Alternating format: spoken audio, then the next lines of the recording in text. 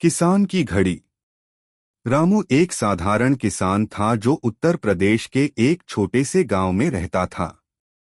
उसकी उम्र लगभग 50 साल की थी और उसकी झुर्रियों भरी चेहरे पर मेहनत की अनगिनत कहानियां लिखी हुई थीं। वह अपनी पत्नी गीता और दो बच्चों सोनू और मोनू के साथ एक छोटी सी कुटिया में रहता था। रामू की आय का मुख्य साधन खेती था और वह अपने छोटे से खेत में अनाज उगाकर अपने परिवार का पेट पालता था। गांव में रामू की ईमानदारी और मेहनत की खूब प्रशंसा होती थी। लोग उसकी तारीफ करते नहीं थकते थे। उसकी सबसे खास चीज थी उसकी पुरानी घड़ी जो उसे उसके पिता ने दी थी। यह घड़ी न सिर्फ समय बताती थी बल्कि रामू के लिए यह उसके पिता की यादों का प्रतीक भी थी। घड़ी की हालत भले ही पुरानी हो गई थी लेकिन उसके लिए वह अनमोल थी। एक दिन गांव में एक नया जमींदार आया। उसका नाम बलवंत ठाकुर था और वह बहुत ही घमंडी और कठोर स्वभाव का व्यक्ति था।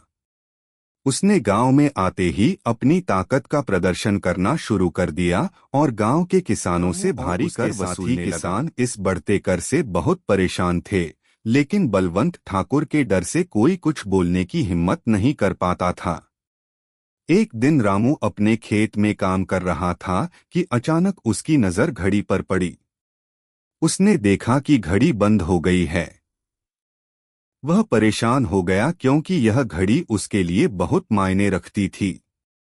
उसने गांव के एकमात्र घड़ीसाज भोलू से घड़ी ठीक करवाने का निश्चय किया।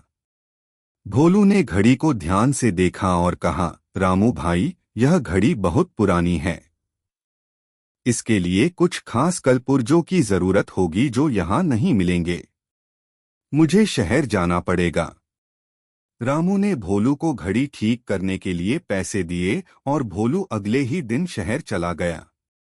इधर गांव में बलवंत ठाकुर की ज्यादतियां बढ़ती जा रही थीं। उसने रामू के खेत पर नजर डालते हुए कहा, यह खेत अब मेरे कब्जे में होगा।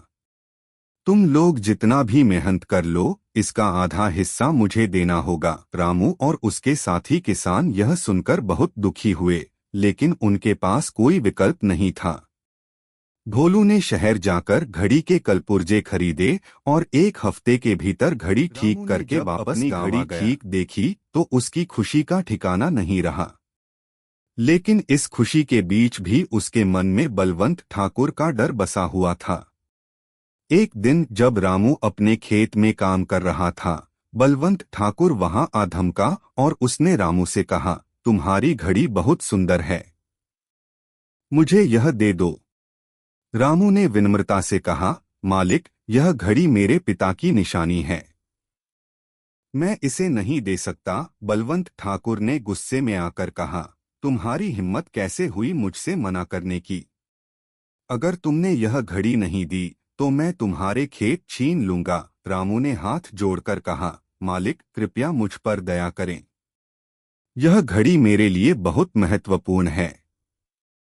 बलवंत ठाकुर ने एक शर्त रखी, अगर तुम यह घड़ी नहीं देना चाहते तो ठीक है, लेकिन तुम्हें 3 दिन के भीतर मुझे 5,000 रुपए देने होंगे, वरना तुम्हारा खेत मेरे कब्जे में होगा।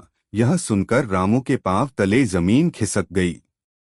वह जानता था कि इतनी बड़ी रकम का इंतजाम करना उसके लिए नामुमकिन था। गीता से बात की और दोनों ने मिलकर अपनी बचत देखी, लेकिन उनके पास सिर्फ 2,000 रुपए ही थे। उन्होंने गांव के दूसरे किसानों से भी मदद मांगी, लेकिन सबकी स्थिति एक जैसी थी। किसी के पास इतनी बड़ी रकम नहीं थी। रामू ने हार नहीं मानी और अगले 2 दिन दिनरात मेहनत करके अपने खेत में और भी ज्यादा काम किया, लेकिन वह अतिरिक्त पैसे जुटाने में नाकाम रहा।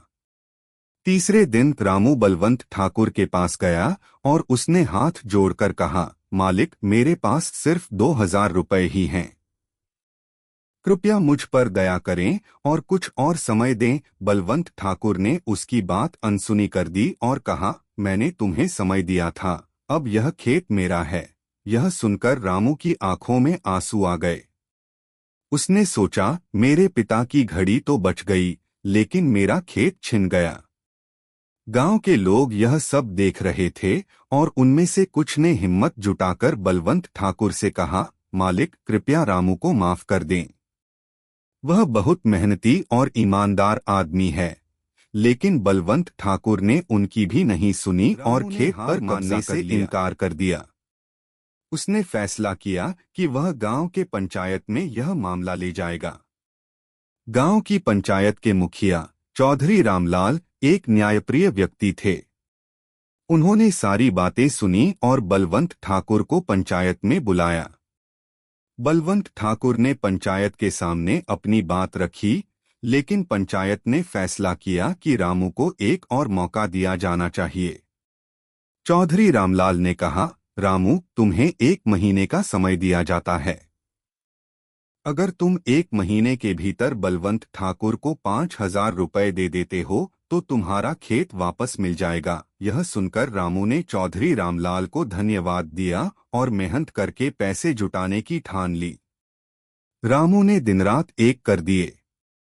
उसने अपने खेत में ज्यादा से ज्यादा काम किया और आसपास के गांवों में जाकर मजदूरी भी की। उसकी मेहनत रंग लाई और उसने 1 महीने के भीतर 5,000 रुपए जुटा लिए। वह पैसे लेकर पंचायत में पहुंचा और बलवंत ठाकुर को दे दिए। बलवंत ठाकुर ने अनमने मन से पैसे लिए और खेत वापस करने पर और ईमानदारी की जीत हुई। गांव के लोगों ने उसकी प्रशंसा की और कहा, रामू ने साबित कर दिया कि सच्ची मेहनत और ईमानदारी कभी हार नहीं मानती। रामू की घड़ी फिर से उसके पास थी और अब वह अपने खेत का मालिक भी था। उसने अपनी घड़ी को देखा और सोचा, यह घड़ी सिर्फ समय नहीं बताती, यह मुझे मेरे पिता की ईमानदारी और मेहनत की याद दिलाती है। रामू ने अपनी घड़ी को संभाल कर रखा और अपने बच्चों को भी ईमानदारी और मेहनत का महत्व सिखाया। उसने उन्हें बताया कि चाहे कितनी भी मुश्किलें आएं, सच्ची मेहनत और ईमानदारी से हर मुश्किल को पार किया जा सकता है।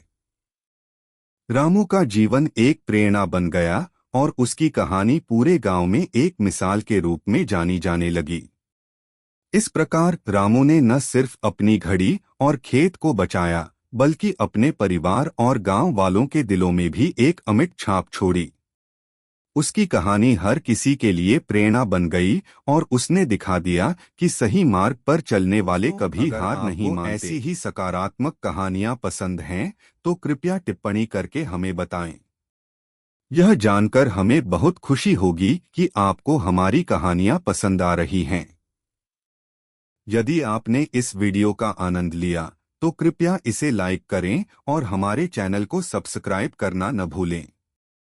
इससे हमें और भी बेहतरीन कहानियां बनाने के लिए प्रेरणा मिलेगी। अगली कहानी तक के लिए अलविदा। हम जल्द ही आपके लिए एक और प्रेरक कहानी लेकर आएंगे।